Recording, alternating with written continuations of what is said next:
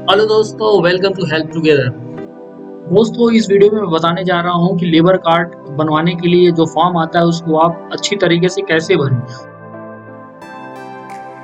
हाँ दोस्तों, तो आज मैं बताने जा रहा हूँ कि आप जो लेबर कार्ड है उसकी फॉर्म मतलब रजिस्ट्रेशन कराने के लिए जो फॉर्म मिलता है उसको आप सावधानीपूर्वक कैसे भरें। अगर आप उसमें भरने में फिर से आप गड़बड़ करेंगे तो ये फॉर्म दोबारा रिजेक्ट हो जाएगा और आपका लेबर कार्ड बन नहीं पाएगा। तो इसके लिए आपको क्या है, आप इस कार्ड को सावधानीपूर्वक भरें। जो स्टेप मैं बताने जा रहा हूँ उसको आप ज़रूर देखते जाइएगा। तो देखिए दोस्तों, ये एक क्लियर एकदम फॉर्म है जो मैंने वेबसाइट से निकाला है, लेकिन ये फॉर्म आपको लेबर कार्ड ऑफिस से मिल जाएगा।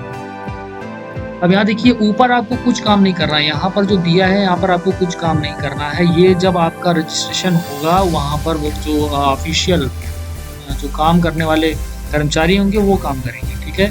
यहाँ से आपको शुरू करना है, नाम भरना है। जिसका भी नाम जिसका भी लेबर कार्ड बनना है उसका नाम भराएगा। सबसे पहले हिंदी में, उसके बाद इंग्लिश में। उनके पिताजी का नाम भरिए, उनके पिताजी का नाम पहले हिंदी में फिर इंग्लिश में, ठीक है। फिर माताजी का नाम हिंदी में फिर इंग्लिश में, ठीक। फिर यहाँ देखिए लिंग स्त्री पुरुष या अन, तो स्त्री महिला है तो स्त्री, पुरुष या अन। मतलब स्त्रियां भी बनवा सकती हैं लेबर कार्ड। ये जरूरी नहीं है कि ये केवल आदमियों के लिए ही है।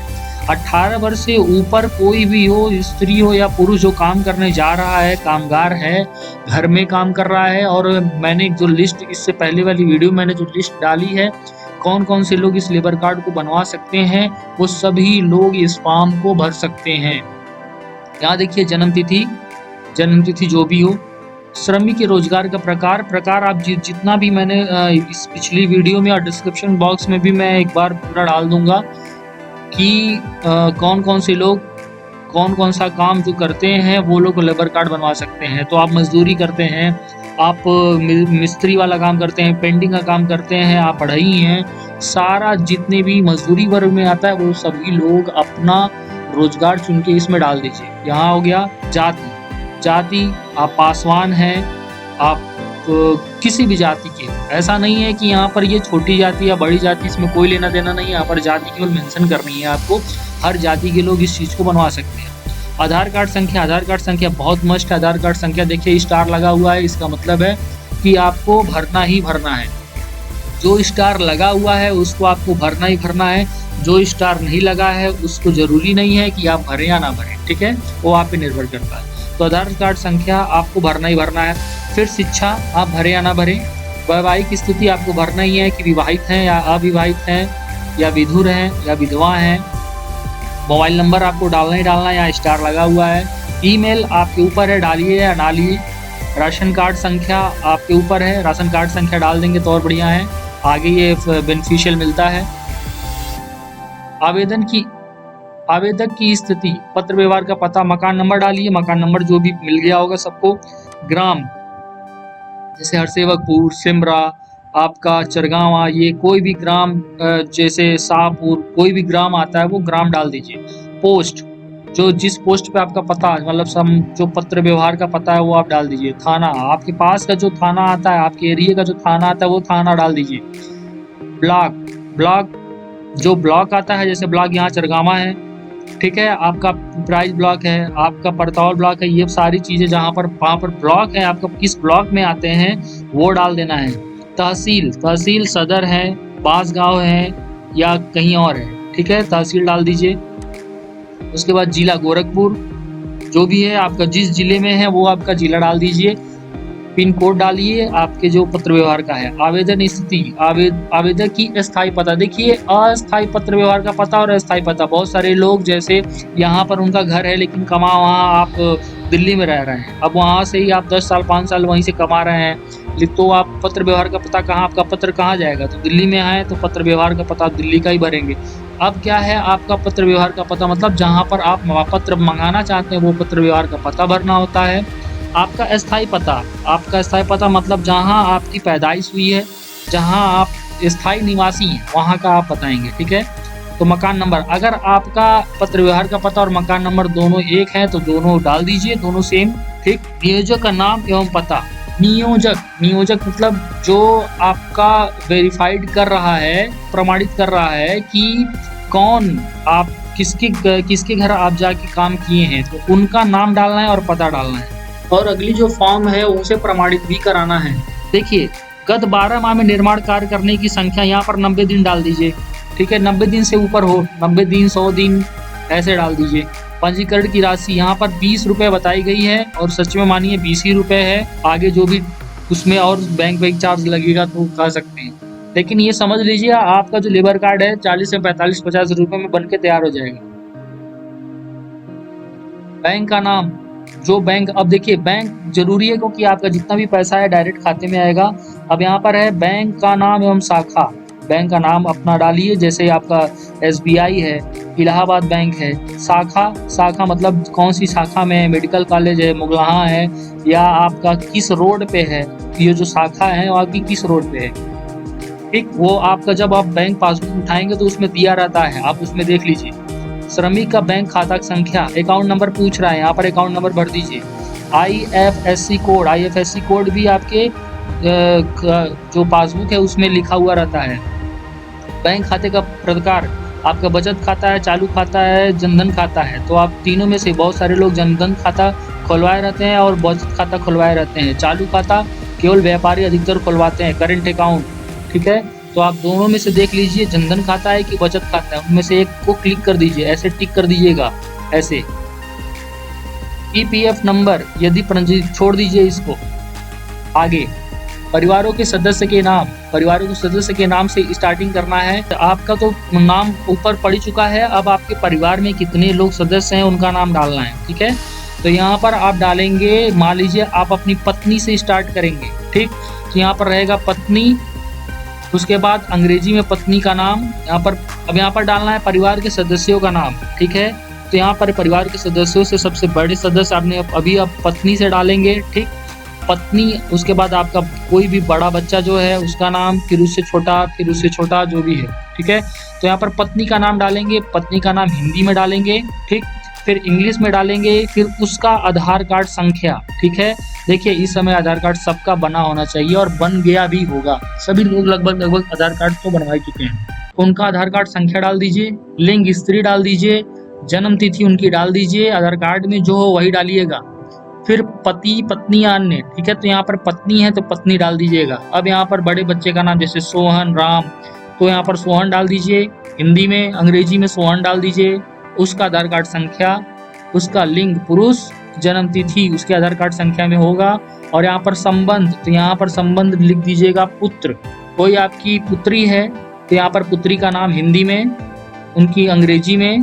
उसके बाद यहाँ पर आधार कार्ड संख्या, फिर लिंग स्त्री, फिर जन्म तिथि आधार कार्ड में लिखा होगा वही डालिएगा।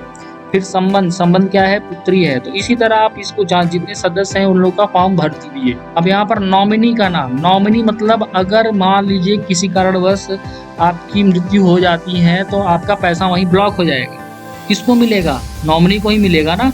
नॉमिनी मतलब हमारे मरने के बाद मेरा पैसा किसको मिलेगा, तो यहाँ पर नॉमिनी डाल दीजिए, हिंदी में उनका नाम डाल दीजिए, पत्नी को नॉमिनी बना दीजिए, पत्नी का नाम डाल दीजिए। यहाँ पर संबंध पत्नी, अंग्रेजी में उनका नाम डाल दीजिए। यदि किसी अन्य राज्य में किसी बोर्ड में पंजीकृत है तो उसका विवरण, तो कहाँ कहीं और तो बोर्ड में कहीं पंजीकृत नहीं है तो यहाँ पर नहीं कर दीजिए, काम खत्म।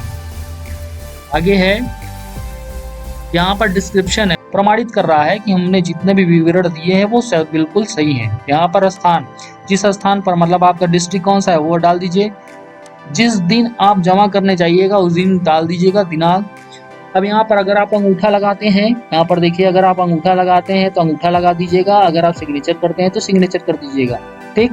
अब इसके बाद आप इस फॉर्म को छोड़ दीजिएगा, नीचे आपका काम नहीं है, ठीक।